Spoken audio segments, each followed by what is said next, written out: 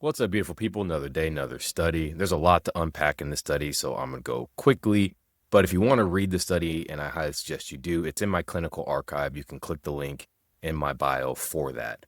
So I love studies like this. I love studies that add lifestyle medicine into standard of care.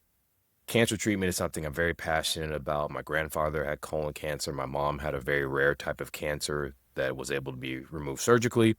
And I was a chemo pharmacist at MD Anderson, and I was about 2 seconds away from becoming an oncologist before I got burnt out. You know me, I'm really passionate about lifestyle medicine. This study was a randomized controlled trial, so our gold standard trial, adding an exercise intervention to a health education intervention on patients with stage 3 and stage 2 high-risk colon cancer.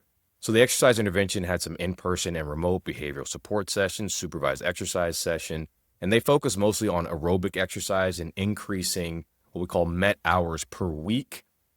Now, some interesting things about the study: adherence rates were high at first and then lower throughout the study. We typically see this through lifestyle intervention studies, even in prescription drug studies, that intervention is higher at the beginning and then tends to taper off at the end, towards the end of the study. They did see greater increases in VO2 max, 6-minute walk distance, self-reported physical functioning in the exercise intervention versus the health material intervention. The health materials were things on basic nutrition and exercise guidance and standard screening. The disease-free survival was higher in the exercise group. I have those numbers down below. And 8-year survival was also higher in the exercise group than the health education group. And overall adverse events were similar. There was only 8 adverse events that were attributed to the exercise intervention. Possible mechanisms for this include metabolic factors, reducing inflammation, improve insulin sensitivity, immune function.